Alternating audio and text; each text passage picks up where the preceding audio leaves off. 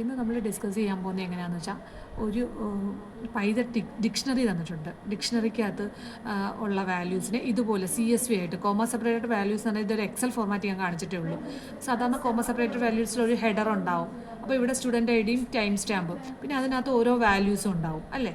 അപ്പോൾ ഇത് നമ്മൾ CSV ആയിട്ട് നമുക്ക് എക്സലിൽ സേവ് ചെയ്യാം. അപ്പോൾ ഇങ്ങനൊരു സാധനമാണ് നമുക്ക് ഉണ്ടാക്കേണ്ടത്.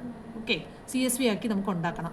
സത്യം പറഞ്ഞാൽ നമ്മൾ കാണുമ്പം student ID comma time stamp, പിന്നെ അടുത്ത റോയിൽ ഈ വാല്യൂ കോമ ടു ഈ ടൈം സ്റ്റാമ്പ്, അടുത്ത വാല്യൂ കോമ അടുത്ത ടൈം സ്റ്റാമ്പ്, അങ്ങനെയാണ് വരുന്നത്.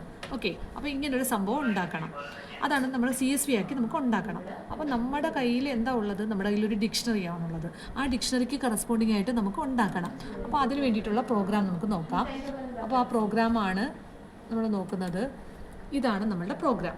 ഇവിടെ നിങ്ങൾ നോക്കിക്കഴിഞ്ഞാൽ ഇവിടെ എംപ്ലോയി എന്ന് പറയുന്ന ഒരു ഡിക്ഷണറി ഞാൻ ആദ്യം ക്രിയേറ്റ് ചെയ്തു.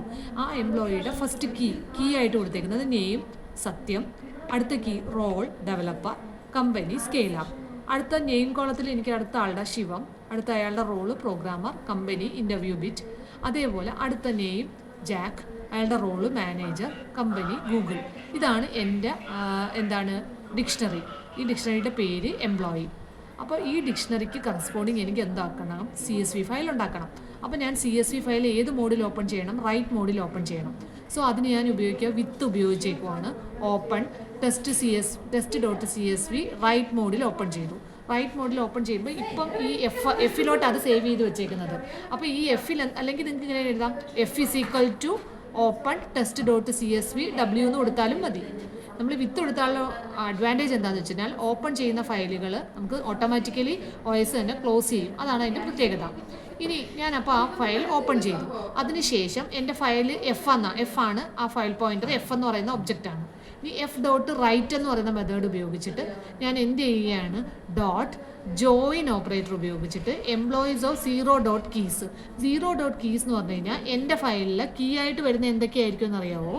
നിങ്ങൾ നോക്കിക്കഴിഞ്ഞാൽ ഈ നെയിം റോള് കമ്പനി, ഈ നെയിം റോള് കമ്പനി, ഈ മൂന്നെണ്ണത്തിനെയും ഞാൻ കോമ ഇട്ട് ജോയിൻ ചെയ്യിച്ചു. അതാണ് ഞാൻ ഫസ്റ്റ് ചെയ്തത്.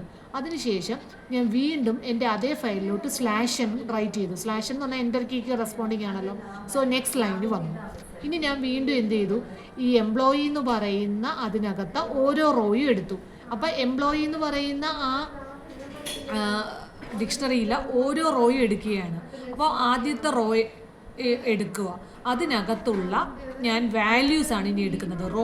values എടുത്തിട്ട് അതിനെ ഞാൻ എന്ത് ചെയ്തു? സ്ട്രിങ് ആയിട്ട് കൺവേർട്ട് ചെയ്തിട്ട് ജോയിൻ ചെയ്തിട്ട് കോമയിട്ട് റൈറ്റ് ചെയ്ത് പോകുന്നു. അപ്പോൾ ഒരു റോ എടുക്കുന്നു, അതിനകത്തുള്ള വാല്യൂസ് മാത്രം. അപ്പോൾ ഫസ്റ്റ് റോയിലെ വാല്യൂസ് ഏതാ? സത്യം, ഡെവലപ്പർ, സ്കെയിലർ. ആ സാധനത്തിനെ ഞാൻ എന്ത് ചെയ്യുന്നു? റൈറ്റ് ചെയ്യുന്നു. എങ്ങനെ റൈറ്റ് ചെയ്യുന്നു? കോമ ഇട്ട് റൈറ്റ് ചെയ്യുന്നു. അപ്പോൾ ഒരു സ്ട്രിങ്ങിനെ മറ്റേ സ്ട്രിങ്ങുമായിട്ട് ജോയിൻ ചെയ്യാനാണ് ഇവിടെ ജോയിൻ മെത്തേഡും കൂടി ഉപയോഗിക്കുന്നു. എന്നിട്ട് ആ ലൈൻ തീർന്നു കഴിയുമ്പോൾ ഞാൻ വീണ്ടും എന്ത് ചെയ്യുന്നു? ഒരു /n റൈറ്റ് ചെയ്തു, നെക്സ്റ്റ് ലൈന് റൈറ്റ് ചെയ്യുന്നു. So this is how. അപ്പോൾ നമ്മൾ ഏത് ഫയലിലോട്ടാണ് റൈറ്റ് ചെയ്യുന്നത്? test.csv. അപ്പോൾ നമ്മളിനി test.csv എടുത്ത് നമുക്കൊന്ന് നോക്കാം. ഓക്കെ, test.csv ഈ പ്രോഗ്രാം എക്സിക്യൂട്ട് ചെയ്തപ്പോൾ എനിക്ക് കിട്ടിയ test.csv ആണ് ഇതായി കാണിച്ചേക്കുന്നത്. ഇവിടെ നിങ്ങൾ നോക്കിയേ, ഹെഡിങ്ങിൽ നെയിം റോള് കമ്പനി. അപ്പോൾ നെയിമിൻ്റെ നേരെ സത്യം, ശിവം, ജാക്ക്. റോളിൻ്റെ നേരെ ഡെവലപ്പർ, പ്രോഗ്രാമർ, മാനേജർ. കമ്പനിയുടെ നേരെ സ്കെയിലർ, ഇൻ്റർവ്യൂ ബിറ്റ്, ഗൂഗിൾ എന്നുള്ള റിസൾട്ട് നമുക്ക് കിട്ടും. ഓക്കെ, ഇതാണ് CSV file. Comma separated value. എക്സലിൽ വരുവാണെങ്കിൽ നമ്മൾ ഈ കോമ കാണത്തില്ലെന്നേ ഉള്ളൂ. അത്രയേ ഉള്ളൂ വ്യത്യാസം. Okay, thank U.